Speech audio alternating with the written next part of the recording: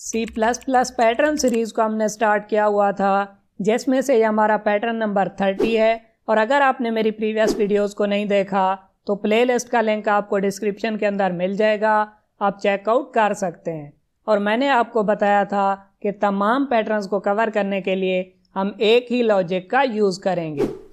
हर pattern को cover करने के लिए हम क्या करते हैं, 4 स्टेप्स का यूज़ करते हैं, जिसमें से हमारे पास फर्स्ट स्टेप क्या होता है कि हमने पैटर्न को लिखना होता है टेबुलर फॉर्म में। ओके हो गया। तो मैंने यहाँ पे पैटर्न को लिख दिया एक टेबल की फॉर्म में। उसके बाद हमने इस टेबल के अंदर देखना होता है कि इसके अंदर कितनी रोज़ हैं एंड कितने कॉलम्स हैं। आप इस टेबल के अंदर देख सकते हैं कि कितनी रोज़ हैं, 1 से लेकर 9 तक। इसी तरह अगर हम कॉलम्स को देखें तो हमारे पास कितने कॉलम्स हैं, 1 से लेकर 5 तक। ये जो हमारे पास हॉरिजेंटल लाइंस हैं इन्हें हम क्या कहते हैं, रोज़। और ये जो हमारे पास वर्टिकल लाइंस हैं इन्हें हम क्या कहते हैं, कॉलम्स। हमेशा की तरह हम क्या करेंगे, रोज़ एंड कॉलम्स को देखते हुए नेस्टेड लूप का यूज़ करेंगे। अस्सलाम वालेकुम फ्रेंड्स, वेलकम टू टेक्निकल अमार। मैं क्या करता हूँ, यहाँ पे 2 वेरिएबल्स बना लेता हूँ i एंड j के नाम से, जिन्हें हम यूज़ करेंगे नेस्टेड लूप के अंदर। उसके बाद मैं क्या करता हूँ, यहाँ पे आउटर लूप को स्टार्ट करता हूँ, जो कि होगा रोज़ के लिए। ओके हो गया। तो मैं क्या करता हूँ, यहाँ पे i की वैल्यू को स्टार्ट करता हूँ 1 से, i less or equal to 9, क्योंकि हमारे पास कितनी रोज़ थी, 9 रोज़ थी। उसके बाद मैं क्या करता हूँ, i की वैल्यू को इंक्रीज़ करता हूँ और हम इस लूप की बॉडी बना लेते हैं। इसके अंदर हम क्या करेंगे, एक इनर लूप लगाएंगे जो कि कॉलम्स के लिए होगा। मैं क्या करता हूँ, यहाँ पे j की वैल्यू को स्टार्ट करता हूँ 1 से, j less or equal to 5, क्योंकि हमारे पास कितने कॉलम्स थे, 5 कॉलम्स थे। उसके बाद मैं क्या करता हूँ, j की वैल्यू को इंक्रीज़ करता हूँ और हम इस लूप की भी बॉडी बना लेते हैं। ओके हो गया। अगर आपको नेस्टेड लूप का बिल्कुल भी आइडिया नहीं है तो मैं आपसे रिक्वेस्ट करूंगा कि आप इस सीरीज़ की फर्स्ट वीडियो को ज़रूर चेकआउट करें, क्योंकि उस वीडियो के अंदर मैंने नेस्टेड लूप को काफ़ी डिटेल में समझाया हुआ है और ये भी बताया हुआ है कि तमाम पैटर्न्स के अंदर कौन सा बेसिक कोड है जिसे हम हर पैटर्न के अंदर यूज़ करते हैं। ओके हो गया। इस लूप के अंदर हम क्या करेंगे, डिसीजन लेंगे कि कहाँ पे हमने स्टार को प्रिंट कराना है और कहाँ पे हमने एम्प्टी स्पेस को रखना है। फॉर एग्जांपल अगर हम वापस चलें टेबल की तरफ, आप इस टेबल के अंदर देख सकते हैं कि हमारे पास 45 पोजीशंस हैं। कुछ पोजीशंस पे तो हमने स्टार को प्रिंट कराया हुआ है और कुछ पोजीशंस को हमने यहाँ पे एम्प्टी रखा हुआ है। हम क्या करेंगे, यहाँ पे i एंड j की वैल्यू को देखते हुए पोजीशंस का डिसीजन लेंगे। ओके हो गया। i को हम यहाँ पे यूज़ कर रहे हैं रोज़ के लिए एंड j को कॉलम्स के लिए। फॉर एग्जांपल जब हमारे पास i की वैल्यू है 1, यानी कि फर्स्ट रो, एक ही रो के अंदर कितने कॉलम्स हैं, 5 कॉलम्स हैं। i की वैल्यू 1 के लिए जब j की वैल्यू 1 होगी तो यहाँ पे हमने स्टार को प्रिंट कराना है। j की वैल्यू 2 पे भी कराना है, 3 पे भी, 4 पे भी एंड 5 पे भी। और अगर हम यहाँ पे देखें i की वैल्यू 2 को, यानी कि सेकेंड रो को, तो यहाँ पे i की वैल्यू 2 के लिए j की वैल्यू 1 पे हमने स्टार को प्रिंट नहीं कराना। ओके हो गया। 2, 3, 4 एंड 5 पे कराना है। तो ये वाली पोजीशन कौन सी होगी, i की वैल्यू 2, j की वैल्यू 1, यहाँ पे हमने स्टार को प्रिंट नहीं करवाना। हम क्या करेंगे, i एंड j की वैल्यू को देखते हुए पोजीशंस का डिसीजन लेंगे। पोजीशंस के डिसीजन के लिए हम क्या करेंगे, यहाँ पे लगाएंगे एक कंडीशन। अगर ये वाली कंडीशन ट्रू होगी तो हम क्या करेंगे, स्टार को प्रिंट कराएंगे। और अगर ये वाली कंडीशन फॉल्स हो जाएगी तो हम क्या करेंगे, एल्स में आएंगे और यहाँ पे एम्प्टी स्पेस को प्रिंट करा देंगे। ओके हो गया। इसका मतलब ये हुआ कि हमने क्या करना है, दरअसल ये वाली कंडीशन फाइंड आउट करनी है जहाँ पे हम स्टार्स को प्रिंट करवाना चाहते हैं। इस कंडीशन को फाइंड आउट करने के लिए हम क्या करेंगे, स्टेप 2, 3 एंड 4 का यूज़ करेंगे। ये हमारे पास क्या है, एक बेसिक कोड है जिसे हम हर पैटर्न के अंदर यूज़ करते आ रहे हैं। ओके हो गया। आप क्या करें, फर्स्ट वीडियो को लाजमी चेकआउट करें। स्टेप 2 इंतहाई सिंपल है, जिसके अंदर हमने क्या करना होता है, ये देखना होता है कि i की एक वैल्यू के लिए j की कौन कौन सी वैल्यूज़ हैं जहाँ पे हम स्टार्स को प्रिंट करवाना चाहते हैं।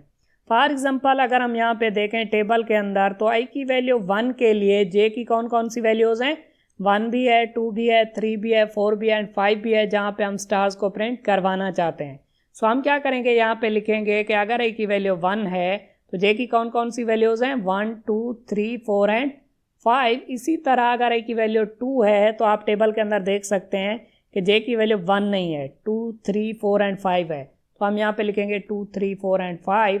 इसी तरह आई की वैल्यू 3 के लिए जे की कौन सी वैल्यूज़ हैं, 3 4 एंड 5। ओके हो गया, तो हम यहाँ पे लिखेंगे 3 4 एंड 5। इसी तरह आई की वैल्यू 4 के लिए 4 एंड 5 एंड 5 के लिए 5। उसके बाद जब आई की वैल्यू हमारे पास है 6, तो यहाँ पे आप देख सकते हैं कि क्या है हमारे पास जे की वैल्यू 4 एंड 5, तो हम यहाँ पे लिखेंगे 4 एंड 5। 7 के लिए 3 4 5, 8 के लिए 2 3 4 एंड 5, 9 के लिए 1 से लेकर 5। ओके हो गया। उसके बाद हम क्या करेंगे, स्टेप 3 में आएंगे, जहाँ पे हमने क्या करना होगा, स्टेप 2 को जनरलाइज करके रिलेशनल ऑपरेटर की मदद से लिखना होगा, क्योंकि कंडीशन के अंदर हम क्या करेंगे, रिलेशनल ऑपरेटर को ही यूज़ करेंगे। सो अगर हम यहाँ पे स्टेप 2 को देखें तो यहाँ पे दरअसल क्या हो रहा है, हमारे पास 2 ट्राइंगल्स बन रही हैं। एक ट्राइंगल हमारे पास कौन सी हो जाएगी, ये वाली, ओके हो गया, और दूसरी ट्राइंगल हमारे पास कौन सी होगी, अगर इसी 5 को मैं इसके साथ भी मिला लूँ तो ये दूसरी हमारे पास ट्राइंगल हो जाएगी। ओके हो गया। सो मैं क्या करता हूँ, यहाँ पे एक ट्राइंगल के लिए रिलेशंस को अलग से बना लेता हूँ और दूसरी के लिए अलग से बना लेता हूँ। ओके हो गया। इस तरह क्या होगा, हमारे लिए कंडीशन को फाइंड आउट करना इजी हो जाएगा। सो अगर हमारे पास आई की वैल्यू है 3, यहाँ पे जे की कौन कौन सी वैल्यूज़ हैं, 3 4 एंड 5। ओके हो गया, यानी कि 3 तो है, उससे ग्रेटर भी है वैल्यू। ओके हो गया, 3 या फिर 3 से ग्रेटर। तो हम क्या कर सकते हैं, यहाँ पे लिख सकते हैं कि अगर आई की वैल्यू 3 है तो जे क्या होगा, ग्रेटर आर इक्वल टू 3 होगा। इसी तरह अगर आई की वैल्यू 2 है तो जे क्या होगा, ग्रेटर आर इक्वल टू 2 होगा, क्योंकि यहाँ पे क्या है 2 3 4 एंड 5। इसी तरह 1 के लिए हम लिख सकते हैं J greater or equal to 1, 4 के लिए J greater or equal to 4 and 5 के लिए हमारे पास एक ही वैल्यू है 5, बट हम यहाँ पे लिखेंगे J greater or equal to 5, क्योंकि हम क्या चाहते हैं, सीक्वेंस बनाना चाहते हैं। यहाँ पे आप देख सकते हैं कि एक सीक्वेंस बन रही है। हमने आई की हर वैल्यू के लिए लिखा J greater or equal to, J greater or equal to, तो यहाँ पे भी हम लिखेंगे J greater or equal to. उसके बाद अगर हम सेकेंड ट्राइंगल को देखें तो यहाँ पे अगर मैं फर्स्ट ऑफ ऑल लूँ आई की वैल्यू 7 को, तो यहाँ पे क्या है 3 4 एंड 5, यानी कि 3 तो है, उससे ग्रेटर भी है। ओके हो गया। तो यहाँ पे भी हम लिख सकते हैं कि अगर आई की वैल्यू 7 है तो जे क्या होगा, ग्रेटर आर इक्वल टू 3 होगा। इसी तरह 8 के लिए J greater or equal to 2 होगा। ओके हो गया। 9 के लिए J greater or equal to 1 होगा। 6 के लिए J greater or equal to 4 होगा, यहाँ पे आप देख सकते हैं, एंड 5 के लिए J greater or equal to 5 होगा। तो यहाँ पे भी क्या हो रहा है, एक सीक्वेंस बन रही है। ओके हो गया। सो उसके बाद हम क्या करेंगे, स्टेप 4 में आएंगे, जहाँ पे हमने फाइनल कंडीशन को बनाना होगा। सो स्टेप 4 के अंदर हम क्या करेंगे, आई एंड जे का एक ऐसा रिलेशन बनाएंगे जो कि स्टेप 3 को सेटिस्फाई करेगा। ओके हो गया। सो स्टेप 3 के अंदर आप देख सकते हैं कि हमने क्या किया हुआ है, यहाँ पे 2 रिलेशंस बनाए हुए हैं। ओके हो गया। सो फर्स्ट रिलेशन को अगर हम यहाँ पे देखें तो क्या हो रहा है, यहाँ पे J greater or equal to. Okay हो गया।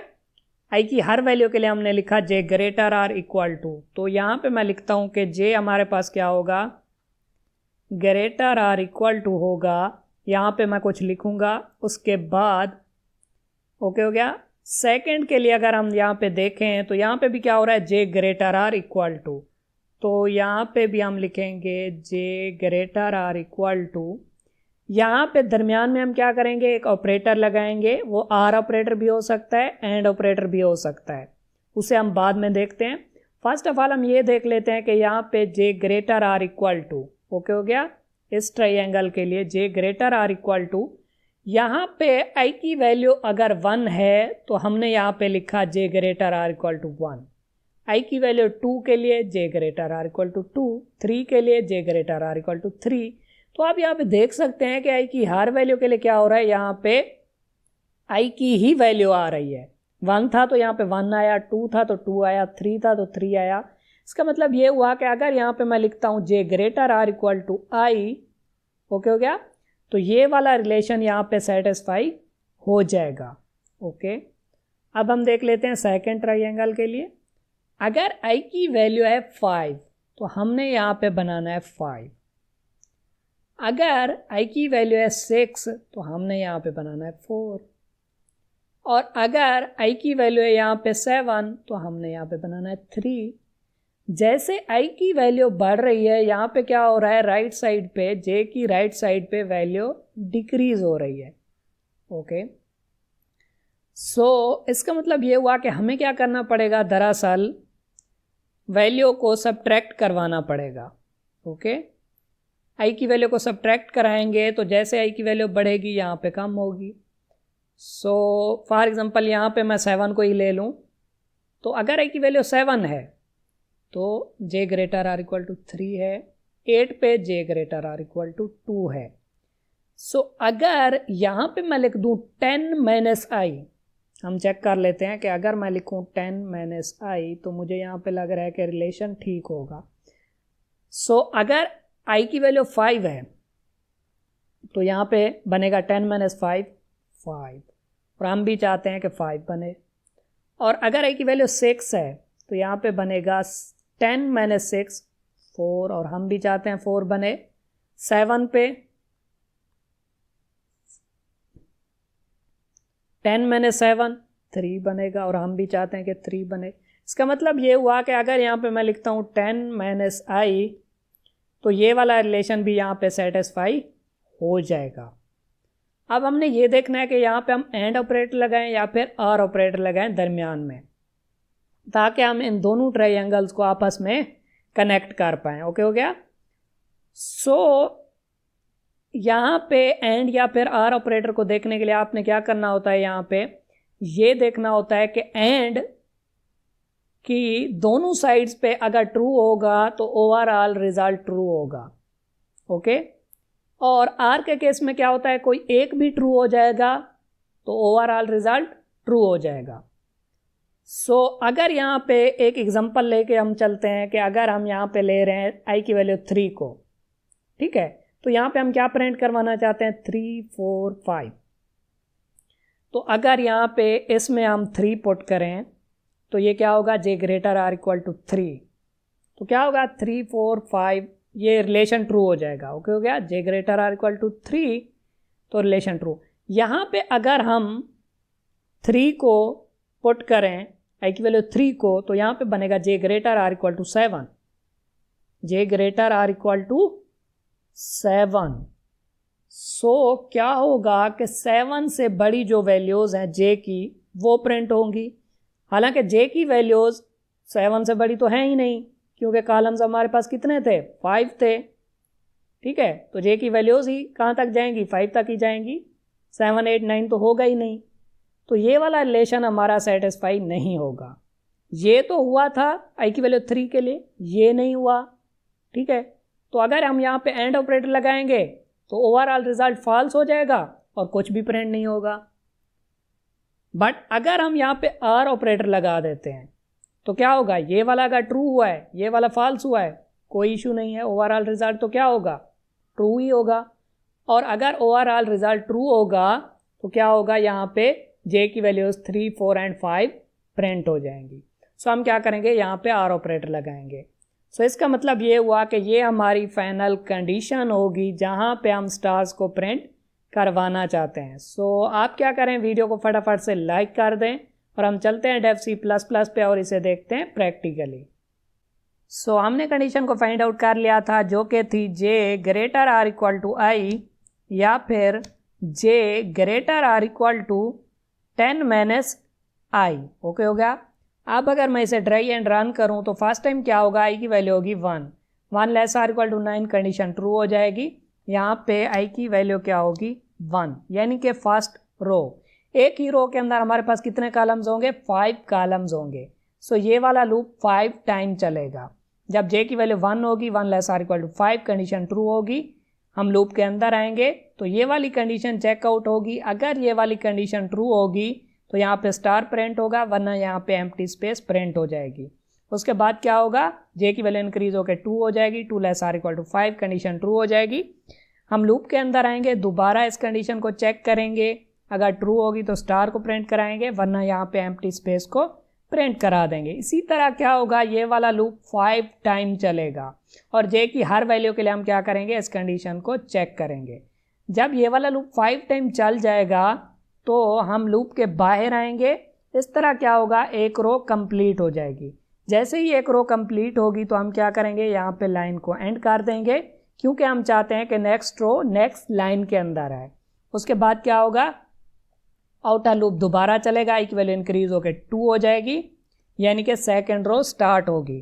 तो सेकंड रो के लिए भी क्या होगा, ये वाला प्रोसेस रिपीट होगा। इसी तरह थर्ड रो के लिए, फोर्थ रो के लिए, इसी तरह क्या होगा, 9 रोज कंप्लीट होंगी तो हमारा प्रोग्राम यहाँ पे क्लोज हो जाएगा। अब अगर मैं इसे कंपाइल एंड रन करूँ, आप यहाँ पे देख सकते हैं कि सेम उसी तरह का पैटर्न हमें देखने को मिल रहा है जो कि हम बनाना चाहते थे। C++ पैटर्न सीरीज़ में और भी बहुत से पैटर्न्स आने वाले हैं। आप क्या करें, यहाँ पे मेरी C++ पैटर्न्स वाली प्लेलिस्ट को एक्सेस करें, और अगर आप किसी भी टॉपिक से रिलेटेड एग्जाम्पल प्रोग्राम्स को देखना चाहते हैं तो आप मेरी C++ एग्जाम्पल प्रोग्राम वाली प्लेलिस्ट को भी यहाँ से एक्सेस कर सकते हैं। और अगर आप C++ को बिल्कुल बेसिक लेवल से देखना चाहते हैं तो आप मेरी C++ ट्यूटोरियल फॉर बिगनर्स वाली प्लेलिस्ट को भी यहाँ से एक्सेस कर सकते हैं। इन तीनों प्लेलिस्ट के लिंक मैं आपको डिस्क्रिप्शन के अंदर भी दे दूंगा और आई बटन के अंदर भी दे दूंगा।